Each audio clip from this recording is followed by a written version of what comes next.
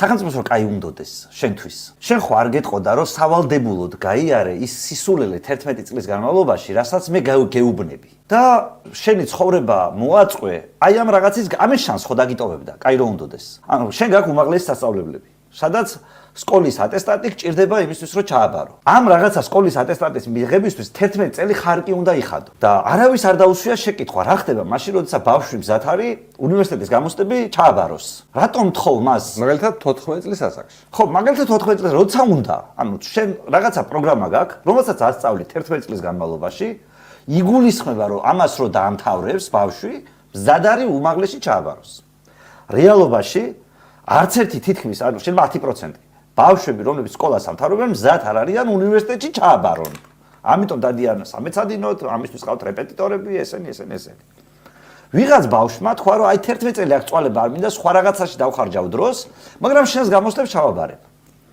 იმას უფლებას არ აძლევს გააკეთოს.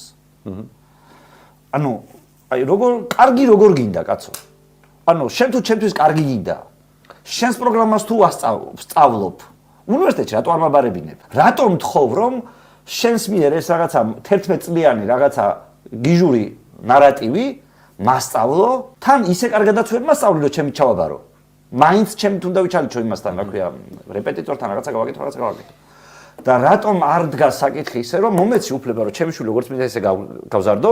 შენ თუ რამე კონკრეტული ცოდნის მოცემას აპირებ უმაღლეს სასწავლებელში, იქ კრიტერიუმები დამიწესე და თუ ჩავაბარებ, ნუ მამყოფებ დისკრიმინაციის მსხვერპლად. მაგას თავი დაანებე კაცო. ანუ ბავშვები, რომლებიც არ დადიან სკოლაში, არის სახელმწიფოსგან დისკრიმინაციის მსხვერპლები. 100%-იანი, მაგრამ მაგას თავი დაანებე, რა გამოცდა ისეთი, რომელიც უნიკალურად აფასებს რომელ უნივერსიტეტში უნდა ჩავაბარო. ანუ უნივერსიტეტებს რო აქვთ ეს გამორთმეული ფუნქცია, რომ თვითონ გადაწყვეტონ ვის მიიღებენ სტუდენტებად და ვის არა.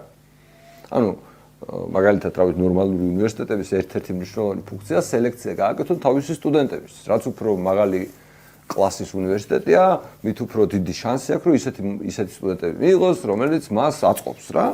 ხო და ანუ წარმოიდგინე, რომ საქართველოში ანუ უნივერსიტეტის ამის უფლება საერთოდ არ აქვს და სახელმწიფო გიწყვეტს. ეს ხო აი საბჭოთა კავშირის დაუნგრეიდია, უბრალოდ აი დაჟე კობახიძემ თქვა რა ცოტა ხნის წინ, რომ ჩვენო აი ეს ფაკულტეტებს რო აკეთებენ უმაღლესი. ერთი ფაკულტეტი ერთი ის. იმიტომ გვეშლებოდა რომ ბაზრის კვლევას არ ვატარებთ თვითონ.